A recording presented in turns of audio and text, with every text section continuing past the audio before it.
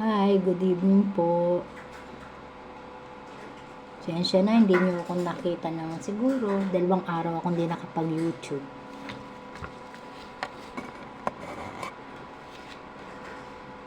Pinagsasaktan po kasi ako ng sakit ko sa buto.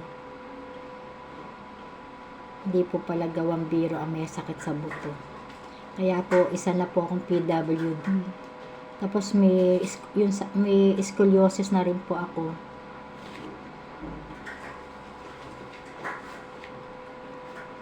Tingnan niyo po yung itsura ko, oh. Haggard po ako dahil stress po ako sa sakit ko sa buto, eh. Kasi pag sinusumpong po yung sakit ko sa buto, yung likod ko po napakasakit. Tapos yung legs ko pong kaliwa, sobrang sakit din po. Ayaw niya ng matagal na nakatayo. Ayaw niya rin po na nakaupo ako ng mababa. Hirap po. Hindi po gawang biro pag may sakit ang tao. Lalo na po pag nagkakaedad po. Sobrang sakit, hirap. Kasi sabi ko nung doktor ko sa buto, yung nagpa-check up po ako nung nalaman ko na may sakit ako sa buto, eh. Siguro mga nasa lang ako. Mga ilang taon lang ako. Siguro nasa 50 years old lang po ako. 51 or 52, ganun. Sabi po, yung edad daw po ng buto ko, pang 60 years old na po. Kaya, ang iniinom ko lang po, yung pang calcium, pang sa buto. Pero pahabang buhay ko na pong sakit yung sa buto ko. Hirap po, napakahirap. Pag kumikirot yung legs ko, tindi, ang sakit po. Tapos pag pagod ako, sobrang pagod. Pag ganito, naglinis ako ng bahay namin. Up and down ako kasi itong bahay namin. Ang sakit po. Halos hindi na po may diretso yung likod ko sa sobrang sakit. Nakita niyo po, oh. Medyo nagkakaibag na po ako. Naiisip ko po kasi yung sakit ko sa buto, eh.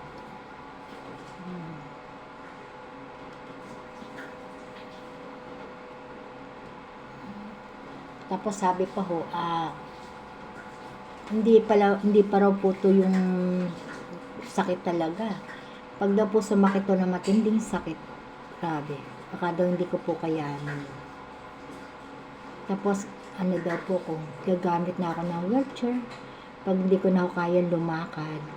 Dahil sa sobrang sakit ng mga legs ko, gagamit na po ako ng wheelchair. Pero sa totoo lang po, ayoko po mag-wheelchair. Ayoko po dumating sa puntong gano'n na ako, yung hindi na kayang lumakad. Paano pag-aasikaso ko sa mga apo ko? Pag gano'n na po ako. Kaya, tulungan niyo po ako mag-pray.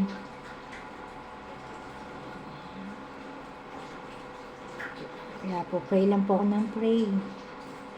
Kay God lang naman po ako humingi ng humukuwas ng lakas. At gabayan niya po ako na gumaling yung sakit ko. Bigyan niya po ako ng matibay na mga buto, lalo yung parting likod ko po pababa. Tapos yung likod ko, yung legs ko po, lalo po yung kaliwa, ang kirot. Pag sumakit, ang kirot. Kaya may tungkod na po ako, eh.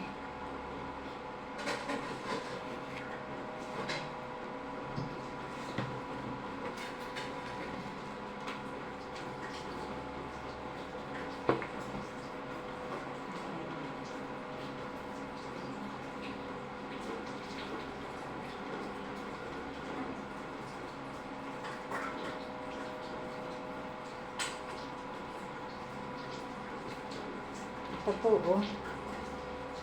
May tungkod na po ako.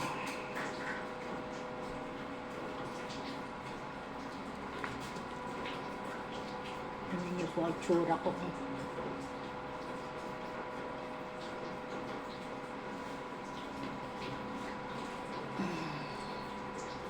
Ang masama pa ho, pagka sinusumpong po ako ng sakit ko.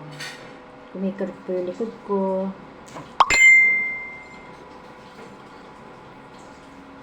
Pag sumasakit po yung likod ko, tapos yung legs ko po, hindi makalakad. Ang masama po sa akin, may nervous pa po ako. Inaatake po ako ng nervous. Natatakot po ako eh.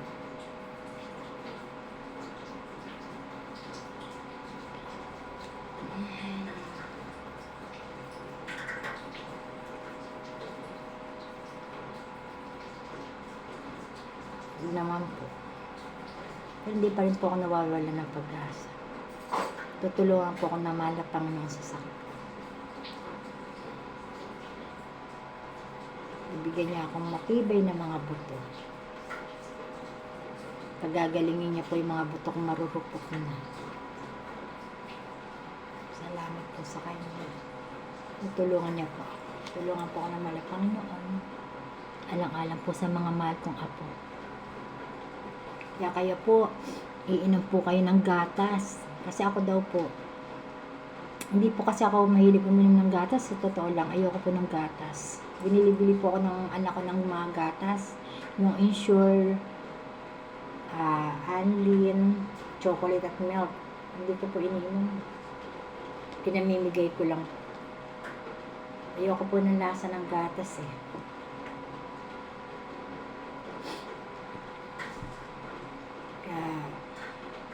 Kayo po, uminom na ng gatas para hindi po kayo makatulad sa sakit ko. Na laging mahina ang mga buto, marupok ang mga buto. Pray lang po.